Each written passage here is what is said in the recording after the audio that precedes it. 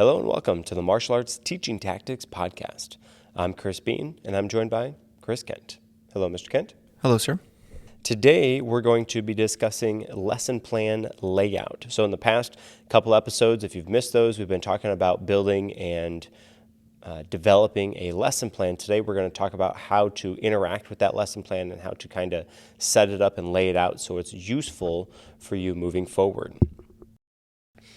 Of course, after you build the lesson plan, you'll need to have a way to interact with it, a physical piece of paper, a binder, some sort of app or user interface that you have that you can interact with that lesson plan. And then how do you and your team know what to be teaching on those specific classes? Do you have a calendar based, or is it divided up differently for different classes? And so coming up with those ideas and philosophies and protocols for your class and for your lesson plan will be crucial for you and your team, making sure everybody is on the same page. So having an intuitive way to interact with your lesson plan is key to making sure that you're using your lesson plan. If you have many different classes that you teach in a given night, you may choose to have a different page or section for each of those different classes. However, with this method, that means that you're going to be flipping pages. So after one class is over, you flip the pages. Okay, now we're in the intermediate class. I got to find that one. Okay, we're in class 12. Okay, great. After the intermediate class is over, okay, flip. Now we got to do the advanced and class 12. That's one method to use, and we actually use that method for years and years and years, and that definitely works. Absolutely works.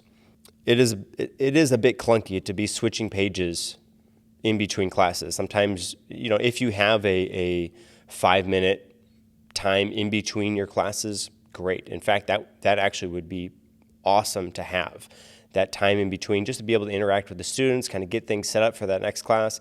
But as we know, as we're teaching through the night, one class ends and the next class starts. At least that's how we have our classes scheduled out. And so when one class ends, another class starts, to have time to go up and flip those pages to find, okay, we're in class 12 and now we got to go to the, from the advanced class, now we got to go all the way back to the beginners, class 12. Okay, great. Sometimes getting there and getting that set up in between classes is a chore. So you can ask one of your team members to do that. That's their responsibility. Okay, hey, listen, I need you to make sure that you are responsible for changing those pages, making sure that class is set up and I can go up there and glance at it. Okay, great. Now I know what I'm teaching for the night. Of course, ideally you want to have an idea of what you're doing before the night starts anyways, but having somebody in charge of flipping those pages in between is a key to making sure that gets done. And if you have that page turning method, have someone in charge of that so to make sure that is happening. Now, depending on how many classes you have per night, fitting all of those onto one page can certainly be a challenge. That is what we've done. We have a one page where it has a column for beginners, another column for intermediate, advanced, and then black belts. On a given night, those are the classes we teach. We have little ninjas and then tiny little ninjas that we teach as well. That is a separate program, so they have a separate lesson plan. But for the 7 and up classes, all of that is on one page. And so like I said, all of class 12 is on one page. I don't have to flip in between classes. I turn to class 12.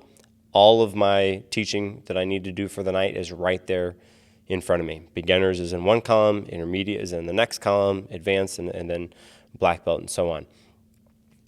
That is a somewhat recent change that we've made, but it is a very beneficial. It makes it, we don't have to worry about flipping pages. We don't have to, I accidentally taught the beginners class lesson plan to the intermediate class because we didn't flip the page, I forgot.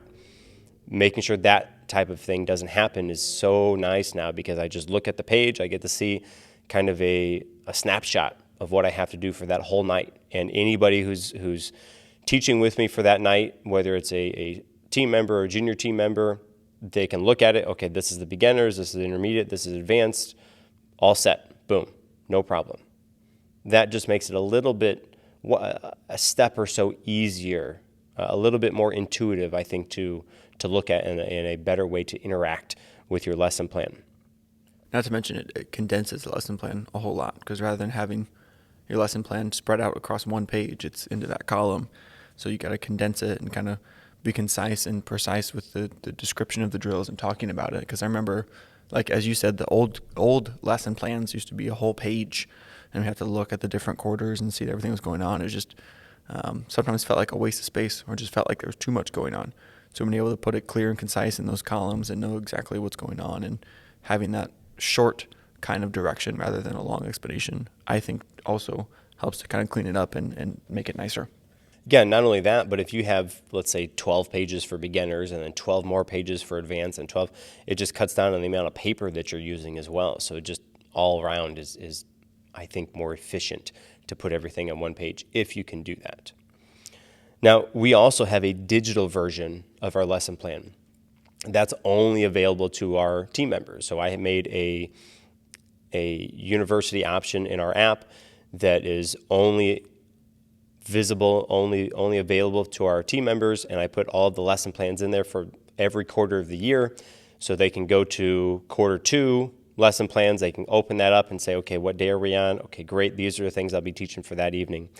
Not necessary to do, although I have from time to time have jumped on there early in the day, early afternoon or so, just to get an idea of what I'm teaching for that night. And I know there's been a couple staff members that have asked me, or rather told me that they've done that as well, and that has been beneficial for them. Have you've also done that a couple times too, right? Yes, sir. Yeah, almost every day. Yeah.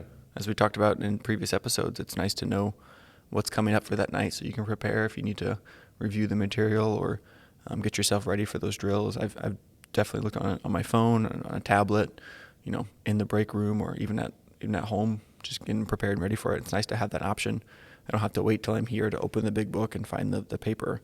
I can just pull it up on my phone. Oh, okay, we're doing this for this class, and this for this class, and brush up on my material, review some techniques and stuff. So it's been helpful to have a digital version. Yeah, and of course that's not a necessity, and we didn't have that for a long, long time. But now having it, I think myself and the team members find that beneficial to have. Just a small extra step, just a few extra minutes of your time to kind of set that up. If you have the systems in place for that, can be very beneficial, right? And you perhaps can make that a requirement. Hey, listen, team members, I want you to make sure you look at, class number 5 before you show up to work. That way you have an idea of what's going to be happening that night, just as an extra preparative measure to get them ready to teach for that evening. All right, so now that we have a layout for your lesson plan, how do we know what to teach and when? Is there, and this is where your yearly calendar is going to come into play. So every year around September, late September, early October, I get the next year's calendar set up. So I go through the whole year and I mark any times that we're closed. I mark special events. I mark when the belt testings are going to be. All of that gets set up ahead of time. And I set up a couple of versions of this. And so I set one up as like the quote unquote master list. And that is, this is where the closings are. All those different things are on there. And that is the one that I associate with the clients. And so that is the one that I put on our app. I post around the studio. That is the one that everybody gets access to.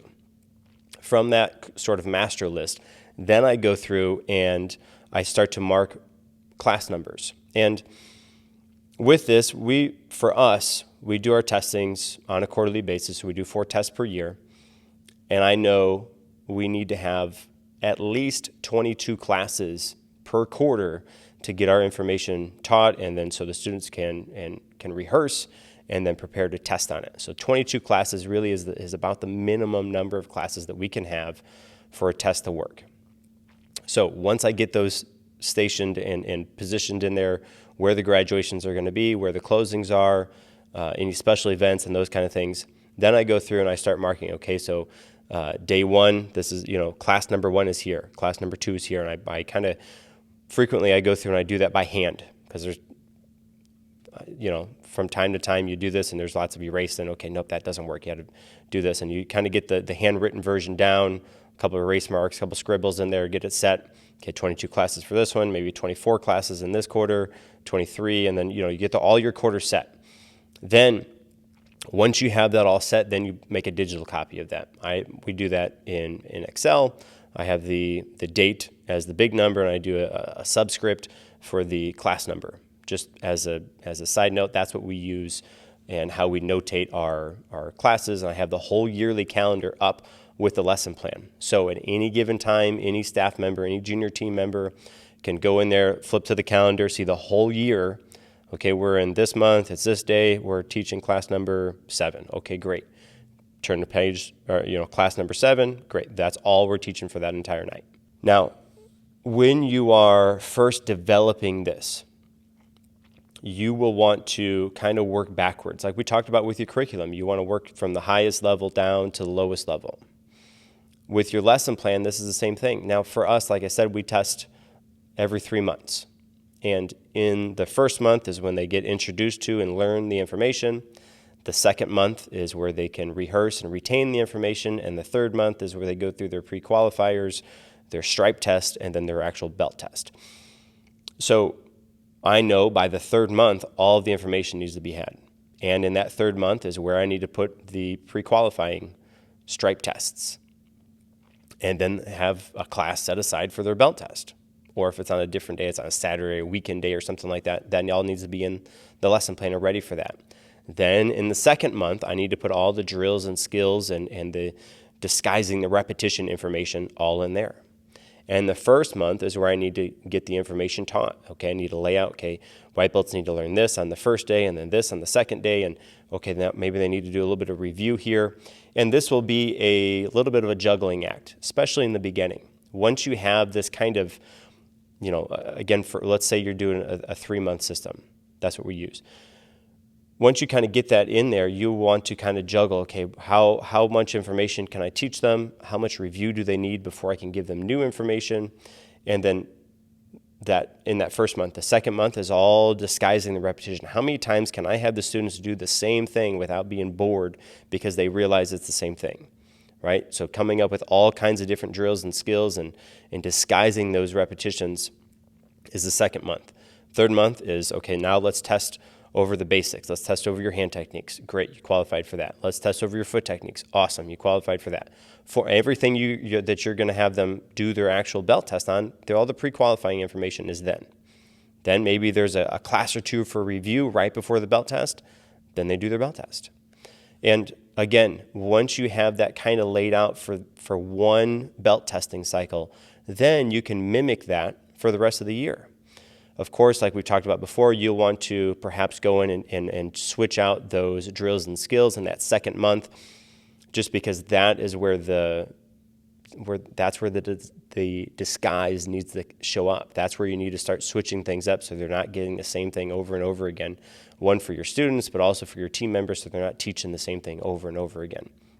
Now, of course, you can't change the moves, right? So for pretty well the first month of information is going to remain the same. You have to teach white belts this move at this time and this move at this time. That's going to stay the same. Providing you didn't see any issues as you were going, that just stays the same. The second month is going to be switched around. That's where you can have the quote-unquote play month and play around with different drills and skills and tactics of how to disguise that repetition. Third month pretty well is going to be the same. Okay, now we're testing. Test over this, test over that, test over this. Okay, now review a little bit. Okay, belt test time. Then cycle starts over. And again, once you get that kind of set and get those ideals laid out, of course, we even frequently, I make a little notes, okay, nope, we got to switch this or add this in or switch this around. Once that's done, I look at those notes towards the end of the quarter. I update my lesson plans moving forward, and then we move into the next quarter. If I have to make updates or changes, I do that along the way. We've been on this new lesson plan where we have everything on one page for, a year and a half, 2 years? I'd say about 2 years. Yes, 2 years. And even now, after doing it for 2 years, I still have little notes and changes that we're making just to kind of dial things in, just a little bit fine-tuning information as we go. And of course, you always want to be improving and changing and modifying things as you go. If you don't add those, if I don't write those things down when I notice them or when I see them, I'm going to forget them. I'm not going to remember them next time we come around. Oh man, I wanted to do, I have to write it down. So I walk right up to my lesson plan. I make my little note, and then we move forward. And then next time I can add those notes in there, make those changes, modify them, boom, then we can move on. And that will be a continual basis. Now, eventually, hopefully, we'll get to the point where those notes aren't really in there. You can just follow the program, boom, all set. And like we talked about before, I have 4 different lesson plans, right? So I have a lesson plan for quarter 1, a lesson plan for quarter 2, quarter 3, and quarter 4. Their first month information, same on all of them. Last month information, same on all of them. That middle month is where those drills and skills get to be tweaked and changed and revamped and switched around a little bit. That just makes it fresh for your team members, for our staff members, as you're teaching that information, right? The students, they of course they won't know that they're not doing the same thing over and over again because it's different, it's new, it's exciting. They'll have fun with that. Your staff members should also be able to have fun with those things because it's changing. It's not doing the same thing over and over and over again. So use that yearly calendar kind of like a map to how to interact with your lesson plan, and then put those, okay, this is going to be class number 1, this is going to be class number 2, all the way through however many classes you have for your belt testing cycle. Use that as your map, as your guide to see and know what you're going to teach for that given night. Now, of course, as you are building that, as you're making those notations on your yearly calendar, your staff, your team members, anybody who's going to have to interact with your lesson plan needs to understand how to do that. They need to know, okay, here's my yearly calendar. What do all these numbers mean? Okay, well, this means you're on class number 1. And it's a pretty trivial thing. It's pretty easy once you explain, okay, that's what this is. It corresponds. Oh, okay, great, no problem. But unless you tell somebody that or you tell your team that, they're not going to know, right? So make sure once you have that set, talk to your team. Let them know. Let them make sure you're on the same page with them so they can see those numbers. Okay, yep, that means this. We're in class number 1, class number 1. Okay, great. And then moving forward, everybody's on the same page. The information's taught the way you need it to be taught. No problem. Like you mentioned briefly too, having the yearly calendar there with the notations of which class belongs to which day is helpful, because every day you're looking at the class and you're seeing the whole big picture of the month or of the quarter. So if you're going to be closed in 2 weeks, you can have that in the back of your mind. Or if you're going to have a sparring week where they're not going to practice their normal material, that's again, it's in the back of your mind, or leading up to their belt testing, or the black belt testing system and how all that stuff works. So having a bigger picture of that by looking at that yearly calendar every day too is going to help keep us all on the same page and remember, okay, look, we're going to be closed next week. So this week, let's really hammer home these certain points to make sure that when they go home to practice, those look good when we come back the following week. Or, we're going to spar next week, so we're not going to practice regularly. So let's make sure that we really cover everything in detail and make sure everything gets covered this week to make up for that lost time. So just having that bigger picture also helps us, like you said, stay on the same page, but then be really be able to take everything in, and not just what's happening that day specifically, but the whole quarter as it interacts with each class from day to day. Yes, sir. In our lesson plan, right on the page, we also have the practice cards. We've talked about practice cards in our previous episodes, so if you haven't heard about those, go back. You can check those out. I'm not going to go in detail for those right now, but we have those on there. So if they're set to do practice card number 1, I have on the lesson plan, remind the students of practice card number 1, and then at the end of class or throughout the class, hey, listen, students, make sure you check your email. You should have gotten practice card number 1. Make sure you guys are on that. It's going to have you practice X, Y, Z, A, B, C. Hit the submit. Make sure that you take care of those. Practice those things like it says, and that is great to remind the students of that, and then also reinforce those practice cards. Having that system and that all set up and all the time and impact that could be beneficial for you, if you don't remind them or don't let the students know that that's happening, or if you only do it one time and think it's going to happen forever, it doesn't.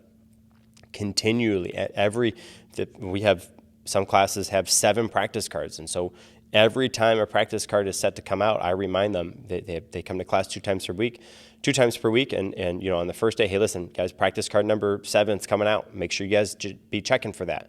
All right, hey, listen, guys, you should have already gotten practice card number 7 now. Make sure you guys are on that. Practice that over the weekend. Make sure you hit the submit so we can get that, get some work done, guys. I always are continually reminding them of that. I spent a lot of time setting that program up, and if I don't remind them and let them know or what to expect or when to expect those things, they're not going to do them. So continually reminding them of that is crucial to making sure that practice card system gets followed through with. And don't forget to praise the people who know they did their practice card in front of everyone else, not only to reinforce that good behavior, but then try to encourage others to do it as well. Yes, sir. Yeah, and if you have those set up so they come to the head instructor, that's what we have. So I teach classes, I set up the practice cards. The practice cards, when they hit submit, I get them. And so they go to my personal email. That way I can say, hey, look at Johnny did his practice card. So in class, I like to say, hey, listen, man, I know you did your practice card. Give me a 5. Boom. Good job. Keep up the good work. And then that will help to motivate other people around that heard me congratulate them, praise them. They're going to start doing those. But then also that Johnny, in that instance, he's going to go back. He's going to want to make sure he keeps doing those so he continues to get that praise. Anytime you can praise them and then talk about those practice cards, that's going to help to make sure that they're getting done and help them to get done, which is going to in turn help your students to improve and help you because it makes your job easier to teach because they're practicing, they're rehearsing, they're knowing their information better. Along with this, we have a 2-week focus. And so class number 1, 2, 3, and 4, we have the same focus. For the first 4 classes, for the first 2 weeks, we focus on technique. And so what that basically means is in the beginning of class or throughout the class, I remind the students, hey, listen, guys, we're going to focus on the specific small details of your techniques. And these are this is class number 1, class 2, class 3, and class 4. This is the first focus that they have. Every cycle, they start with technique. This is one for the team members, the staff. As they're teaching the information, they know they want to focus on the small little details of the technique. As the students are learning the information, you want to make sure you are getting to the detailed information. You don't want to get the big picture and then kind of chisel away always. If you can give those small little details up front, then you're not fixing and correcting bad habits later on. So correct and give them those small little details, those technique basic information as you start. And then you can work on those, right? Like I said, for the first 2 weeks, that's our focus. We focus specifically on the technique of the techniques. That's teaching the techniques, practicing the techniques, all of the small little details within. The next focus, again, 2 more weeks, is the stances, the footwork that goes with those techniques. So as the classes goes, hey, listen, class, I want to make sure today that we're focused on your stance. So as we're going through the basic hand-foot techniques, they're doing their forms, whatever it is that they're doing, I want them to be focusing on their techniques, specifically the stances while they're doing the techniques. Now, giving them something specific to focus on will help to change their focus, right? Of course, they're going to be focused on trying to learn and refresh and whatever the move is, right? They're trying to focus on that. But sometimes only focusing on that gives a surface level understanding. If you ask your brain to only focus on the surface level of the information, it's going to be hard to really retain and focus on what you're doing. Sometimes that gets lost. I tell the students this. It's like driving to work. How many of you have ever driven to work, gotten to work, and then thought, man, I don't actually remember the drive that just happened. How many cars did I pass? Did I get stopped at that light that I normally get stopped at? Man, did I just blow that stop sign? Right? You drive to work so many times that you forget how that goes. You blink over the journey. And so as you are, in this instance, driving to work, if you're focused on those things, that brings you into that moment and you're paying attention to what's going as you're doing it. That's what we want to do with our students. We want them to focus on those individual instances as they're doing the move. So give them the focus of technique. Okay, as you're doing these techniques, focus on what you're doing. Then stance, okay? As you're doing these moves, let's get a little bit deeper now. Focus on your stance. So not just the technique of how to do it and is it right? Do I have all the small little specifics there? But now, is my footwork correct? So we spend 2 weeks on that. And then the following 2 weeks, then we add in the intensity. Now I say add in because after the first week, we're going to focus on, or the first 2 weeks, we focus on technique. After those 2 weeks, we continue to focus on technique, but we add in the focus of stances, the footwork, the how your legs interact with the moves. And then we add in the intensity. So we're just piling those things on. And with intensity is power. Are you moving with purpose, right? Do you have any actual oomph behind your techniques? That, again, gives them another focus, another area, another opportunity to be present in the move that they're doing, right? And again, that's a continual thing. So, and this is something super easy for you to kind of test out in your class. Intensity is a great way or a great one to start with this, just as a trial run, okay? So as you're in class, just say, okay, class, today I want your focus to be on intensity. So you say that right at the beginning. So you start class, you get bowed in, you do your respects to the flag or whatever you do at the beginning. Okay, listen, guys, as we start today, as we go through your entire class, I want your focus to be on intensity. That is doing your moves with energy, purpose, and power. And then you start the class like that. Boom, let's go to work. Then as they're going through their moves, as they're doing their techniques, remind them, hey, listen, guys, remember, I want you to keep your intensity level high today. Let's work on it. Let's see it, right? And then as that goes, that gives them something to focus on, right? Of course, they're going to be doing the moves, but you don't want them to start class, do all the work that you do in class, and then think, man, what did we do today? I don't remember. None of it really stood out because they just like they drive to work. You just drive. You skip over, you blink past all of the journey, right? In class, you don't want that to happen. So give them moments to be present, focused on whatever the technique is, right? Give them a deeper understanding. Okay, listen, guys, we're going to focus on the techniques today.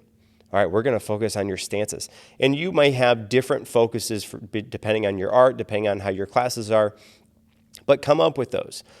Give them specific little things to be present, focused on as they're going through the moves. Don't let them miss the journey, right? The journey is the fun part. The destination, yeah, great. You get there, cool. But the journey is what you want to remember. So skipping, doing class and then ending class, and then the students think, man, what did we do today? I don't remember. It wasn't very memorable, right? Give them opportunities to be present, focused on whatever it is that you're doing. That will help to give them a deeper understanding of the moves. It'll help keep them coming back to class as well because they actually feel like they're doing something. They're not just blinking, oh man, I don't want to come to karate today. I don't even remember what I did last time, right? Give them something to focus on to help them be reminded of what they're doing and how they're doing it and if their body is moving and interacting with the move that they should be. Surpassing the students too, it helps us as instructors to be looking for the same thing. Because if I'm looking for intensity, you're looking for stances, someone else is looking for the technique, then we're going to be overloading everybody with all the different things they need to work on and focus on. So not only reminding the students of those things and giving them that focus, helping them remember what they worked on and to pay attention to that one thing, it also puts us on the same page where we all are looking for that 2 weeks. Okay, we want to make sure that their stances are good. Okay, now their stances are okay. Keep watching those stances. Now we're going to focus on technique or add everything together. But again, not only for the students, but it also helps put the staff and the instructors on the same page. And then we're all focusing on the one thing, so it can all we can all work together to make that one thing look good and then move on to the next thing. Yeah, I've even done this with brand new first class people. And so if you have somebody come into to a first class, they're a little timid, a little bit shy. I can kind of see that. I can kind of, judge from how they're looking, how they're standing about that. So I go over, I introduce myself, and I say, listen, bud, today I want you just to, whatever moves you do, whatever, you're not going to know everything. That's okay. I kind of give them an idea of what's going to happen. We're going to, we'll work with you, no problem. But today I just want you to have fun, right? Come here, try to do your best, but just worry about having fun. That's all we're about. Right? And so to give them a focus. And then as they're doing class, I kind of ask them maybe a couple times, hey, are you having fun, man? Yeah, all right, cool. And then at the end of class, of course, I want to ask them again, hey, whatever it is that we did today. Hey, you look like you were having fun doing those kicks. Were you having fun? Yeah, I was. Awesome. All right, we'll see you next time, man. Just the kind, especially if they're timid or shy, a little bit nervous, especially on their first day. Give them something. Just have fun. Have fun, right? Because of course, first day they're not gonna accomplish a whole bunch of stuff. They're not gonna remember everything that they did. No problem. Just have fun. That simple little thing gives them something to focus on. Okay, over the huge number of things that they're going to do throughout their time with you, and all the different things they're going to do even in that specific class. Just have fun. Just have fun. And then that reminded a couple of times through class, and then reminded again at the end just to check in. I've seen a quick turnaround. You get that person that comes to class, they're real shy, timid. Hey, listen, just have fun. And then as soon as I say that, I can see a start of a change in their demeanor. They go through class. By the end, they're having fun. They're smiling. They're engaging with the moves. That is a great way to give a focus, and again, to help to bring that brand new person that again is maybe shy or timid and make them feel a part and comfortable with what they're doing. Now, back to your lesson plan. We also have mat chats in our lesson plan. Now, we don't actually have the text of what we're reading in the lesson plan, but it says mat chat number 7.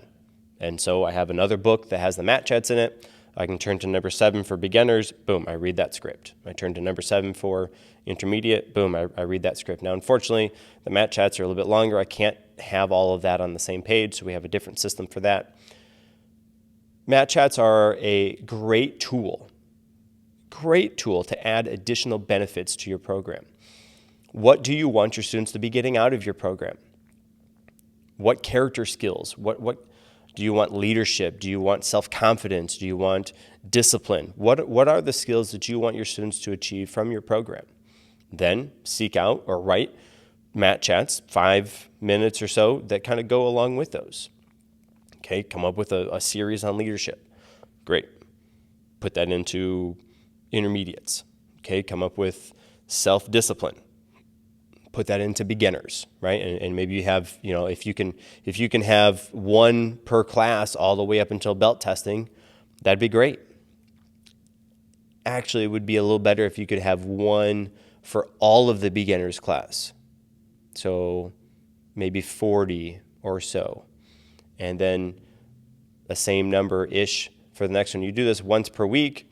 And so if you do one per week for however many times those people come to the beginners class, depending on the belts that you have, then they can get that whole self-discipline system, mat chat system, in the beginners class. And once they move from there, then let's say, okay, you want them to be moving to self-confidence. That's in the next level, the intermediate. So you come up with a whole system. So each week, every belt level they come to, they get a different self-confidence mat chat. Then you move to the next level and you do leadership, whatever it is, and you come up with it again. And of course, this will be a time program, a program built over time, or you can seek out. There's lots of great mat chat systems that you can purchase and just plug and play right into your program. But having some sort of mat chat just takes 5 minutes. You do it once per week. Maybe on one day you deliver the mat chat, and then on the second day you just rehearse, you review, touch on some key points. Okay, then that's it, right? And just those small little things, talking about character building, leadership, self-discipline, whatever it is, right? Maybe you have a whole gamut of different things. Those can be super beneficial to making sure that your students are the type of people that you want them to be, because you're giving them that. Of course, by default, martial arts has lots of those things already in there, but if you can strategically and systematically pull those out and deliver those at different times of their training, it will be hugely beneficial to you and to your students, to the families that are with the students that are there listening. Hugely beneficial. So if you don't already have some sort of mat chat system, search those out. There's, like I said, there's tons of martial arts mat chats that you can purchase, full systems. You plug and play, boom, set. If you want to write your own, whatever you want to do, but have some sort of system in there for that. If we've even done where we have a book that was martial arts based. We in fact with our black belts, we just went through Gishin Funakoshi's 20 guiding principles of karate, and we each day we sat down, we read the principle. Okay, great. We talked a little bit about it. That's it. We moved on. And we went to the next day. And the nice thing for that book specifically, after you go through all 20 of them, there's a little bit of a recap in the back. Didn't even have to come up with that. It's already just in the book. And so by the end, they got really powerful, beneficial tools delivered to them. If you haven't checked that book out, Gishin Funakoshi's 20 Guiding Principles of Karate, it's a great read. It's a quick read, but it's a great read. Hugely beneficial. I think I read it a couple times, and then I thought so highly of it. I read it with the black belts. Hugely beneficial, and perhaps you put that in at different points of your program, whatever, or you do something different altogether. Anyways, that was super great, and the feedback that I got from the students on that was great. Every time we sat down, okay, all right, well, great, we're going to get to read from the book today. Cool. They looked forward to that. Something new, something exciting for them. And the lessons learned from that book are phenomenal. So if you don't have time or opportunity or the funds to go purchase ones or to write your own, find a book, something like that. It's a great place to start. Read that. And that book, while there's only 20 of them, there's a couple of review at the end. We only do it once per week. So that's 20 weeks that we were able to use that same book to go through, right? Maybe there's 200 pages in it or something like that, but we spent 20 weeks going through those and talking about and interacting with those different guiding principles of karate. I'm sure there's countless other books and huge number of other beneficial things that you can use, but that's an example of what we've done. So having mat chats, if you don't already have some sort of character building program, I definitely suggest you seek out something, develop your own, find some good books on it. Again, there's tons of purchase options available for that as well, but add that into your curriculum. And as you know, you get plenty of benefits from doing martial arts in general. It's just more of an explicit way to present and talk about and teach some of those character skills that you want everyone to know and learn and gain. So we're not saying that you have to have this for people to benefit from martial arts. Of course, you're going to get the benefits that come along with regular training, but again, this is more explicit, especially for the younger kids, younger groups. Not that older people or older students can't take anything from it, but as a younger kid, developing those skills and talking about those things and learning those things from that young age and from the beginning really helps to incorporate and reinforce the things that they're already being taught and the things they're already learning within the regular class. So again, it's not necessary, but depending on how much you want your students to gain and how the kind of people you want them to become, it can be very beneficial. And it also adds value to your program because they have that explicit character building at the end of the class, and it's reinforced and it's talked about and it's encouraged. And sometimes that's the biggest benefit that people will come to you or send their kids to you for, is those lessons and that development in that sense. So again, not something you have to do. It's not exactly martial arts, but it reinforces and adds value to what you're already doing as a martial artist. Yeah, and Master Kent hit on a key point there, especially if you have young kids in your program, having something like this where these lessons are being taught, because unfortunately, in the day and age that we're in, they're not getting lots of these key characteristic skills presented to them or taught to them in any shape or form.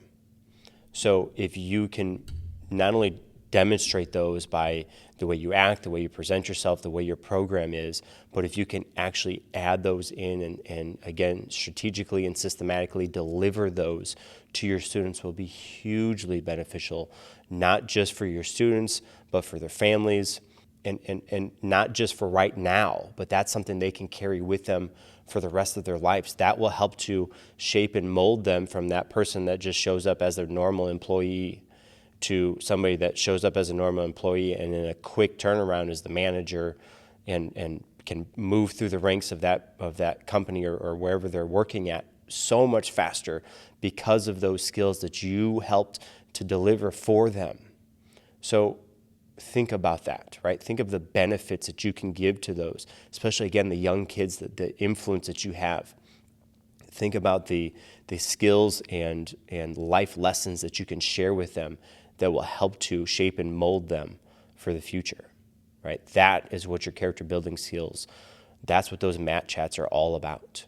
So this was a kind of a deep dive on lesson plan development. If you don't already have a lesson plan, I highly recommend utilize the information that we've talked about for the past couple weeks and develop something. Even if you do it on a daily basis, come up with some ideas that you're going to teach for that day. Flying by the seat of your pants and just figure it out. Don't do something different, because then the time comes that somebody else has to come in and teach, or you have to think about what you did 3 weeks ago to help somebody get caught up. It's so much easier when you have a document to go to. Oh, this is what we taught on that day. No problem.